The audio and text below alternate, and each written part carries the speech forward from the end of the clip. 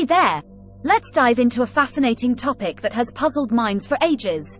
Why don't facts change our minds? It's quite intriguing, isn't it?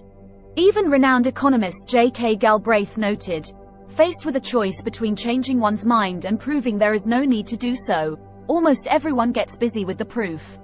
And Leo Tolstoy took it a step further, boldly stating that even the most intelligent individuals struggle to grasp the simplest things if they firmly believe they already know it all.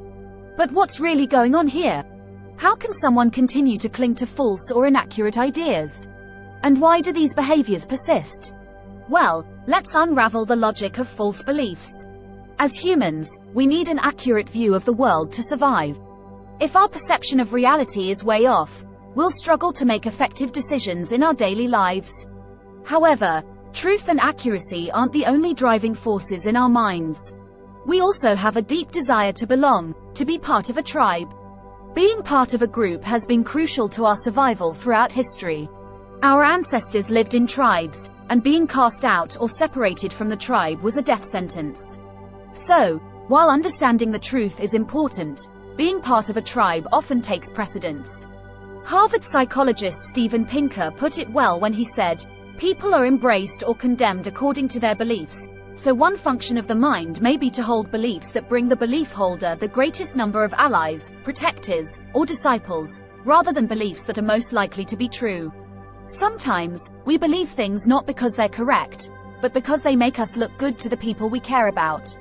Our brains are perfectly happy to adopt a belief if there's a reward involved, whether it's pragmatic, better outcomes resulting from better decisions, or social, better treatment from peers. This can lead to what we might call factually false, but socially accurate, beliefs. Now, while false beliefs can serve a social purpose, they might not hold up in the factual realm. It's important to understand that the phenomenon of being trapped in false beliefs arises from our innate desire for social connection rather than an objective pursuit of truth. But here's the exciting part. Friendship can change minds more effectively than facts alone.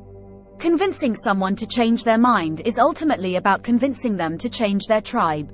When people abandon their beliefs, they risk losing social ties. To facilitate change, you must provide them with a new community, a tribe where they can feel accepted and supported. British philosopher Alain de Botton proposes a simple yet powerful solution: share meals with those who disagree with you.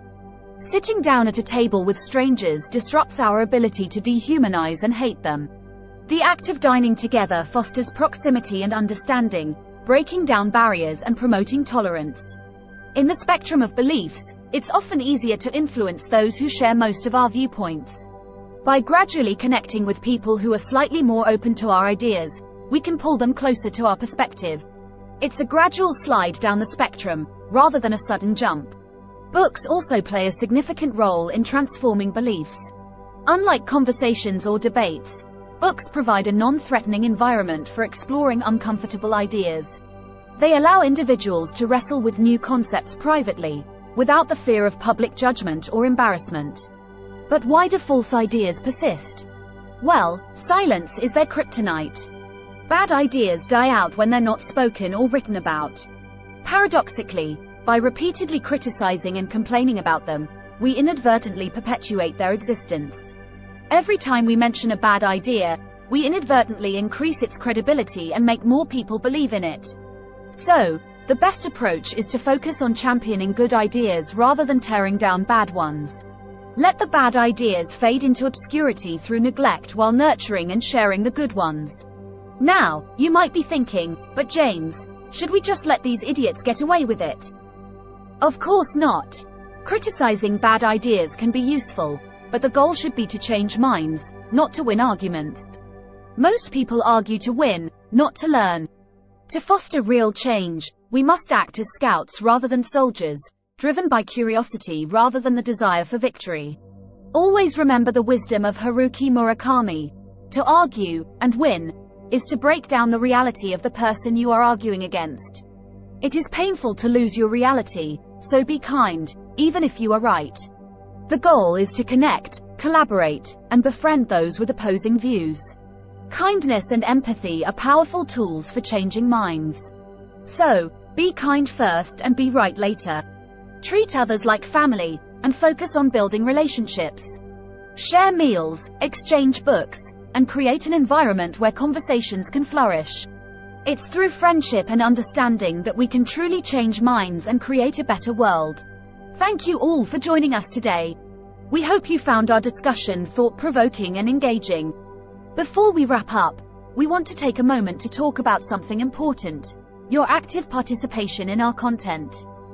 So, if you haven't already, please take a moment to like this video, subscribe to our channel, and leave a comment below.